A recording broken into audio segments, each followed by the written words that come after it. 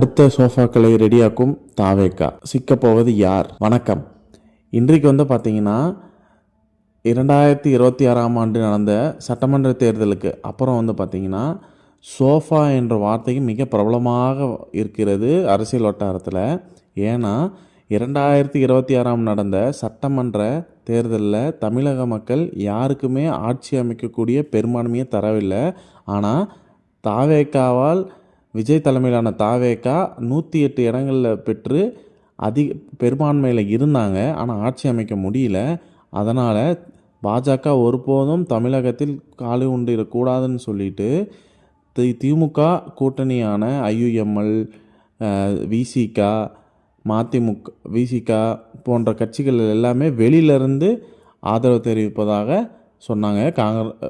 Communist உட்பட காங்கிரஸ் கூட்டணியிலிருந்தே வெளியே போய் தாவேக்காவுக்கு 5 சீட்டை கொடுத்தாங்க. ஸோ மற்றவங்கள எல்லாமே வெளியிலேருந்து ஆதரவு தெரிவிக்கிறனால எப்போ வேணாலும் ஆட்சி கவிழ்க்கலாம் என்று தாவேக்கா நினைத்தது. அதனால் அவங்க இருந்த 2 எம்எல்ஏக்களில் ஒருத்தருக்கு அமைச்சர் பதவியும் கொடுத்தாங்க. அதனால் இப்போது அவங்களால வெளியே போக யோசிக்க முடியாது. அதனால் இருந்தாலும் தாவேக்காவால் அதிக பெரும்பான்மை காட்ட முடியல. இப்பவும் கூட்டணி கட்சி தயவோடு தான் இருக்கிறது. அதனால் மற்ற கட்சியிலிருந்து எம்எல்ஏக்களை இறங்கினா அது தடை சட்டத்தில் அவங்களுக்கு தான் தாவேக்காவுக்கு ரொம்ப அடிபடும். அதனால் என்ன பண்ணாங்க, சோஃபா என்ற ஒரு இதில் பணத்தை வச்சு தருவதாக சொன்னாங்க எல்லாரும். எந்தெந்த எம்எல்ஏக்கு கொடுத்து அதிமுகவில் ஆல்ரெடி பாதி டேமேஜ் பண்ணிட்டாங்க. கிட்டத்தட்ட இன்றைக்கி வரையும் 5 எம்எல்ஏக்கள் வந்துட்டாங்க. 4 எம்எல்ஏக்கள் தாவேக்கா பக்கம் தாவேக்கா கிட்ட பேச்சுவார்த்தை இருக்கிறதாகவும் சொல்கிறாங்க. இப்போது விராலிமலையில் இருக்கிற விஜயபாஸ்கரும் ராஜினாமா பண்ணிட்டார். ஆனால் தாவேக்கா பக்கம் நிற்கிறாரா இல்லை அரசியல் ஓய்வு பெறுவாரா என்று தெரியல. ஆனால் எல்லாரும் தாவேக்கா பக்கம்தான் அவர் நின்று திருப்பியும் ஜெயிப்பாருன்று சொல்கிறாங்க. மக்கள் தீர்ப்பு என்னன்றது நம்ம வருங்காலத்தில் தான் பார்க்கணும்.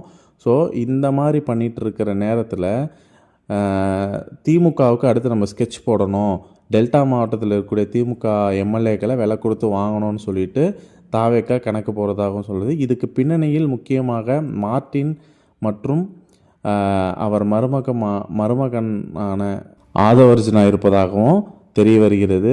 அதனால் ஒரு 5லேருந்து 10 எம்எல்ஏக்களை நம்ம விலை கொடுத்து வாங்கி ஆகணும். அந்த இடத்த காலின்னு அறிவிச்சிட்ட அப்புறம் தாவேக்கா அலையில் திருப்பி நம்ம அந்த மொத்தமாக இருக்கக்கூடிய 10 இடங்களை நம்ம ஜெயிச்சோன்னா அதிக பெரும்பான்மை வந்துடலாம் அப்படின்னு சொல்லிட்டு ஒரு திட்டத்தை தீட்டுறாங்க. ஆனால் இது திட்டம் சாதகமாக இருக்குமா இல்லை சறுக்கலாக இருக்குமா என்று நம்ம பொறுத்திருந்தான் பார்க்கணும். ஏன்னா ஆட்சி அமைந்த 1 மாத காலத்தில் ஏகப்பட்ட பிரச்சனைகள் இருக்கிறது.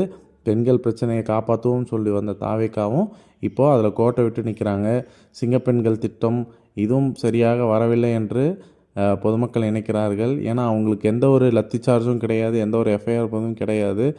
ஸோ அதனால் அதுவுமே ஒரு ஃபெயிலியர் மாடல் தான் சொன்னோம். இதோட அதிகபட்சம் பார்த்திங்கன்னா கரண்ட்டு கட்டு தமிழகம் முழுவதும் நடக்குது. ஆனால் முக்கியமாக சென்னையில் அதிக நேரம் இருப்பதாக தெரிவிக்கிறார்கள். அது மட்டும் இல்லாமல் தொழில் முன்னோடிகள் எல்லாருமே நம்ம தமிழ்நாடை விட்டு வெளியே போகிறதாகவும் தெரிவித்துக்கிறார்கள். எல்லாமே நம்ம அருகாமையில் உள்ள மாநிலத்துக்கு போகிறாங்க.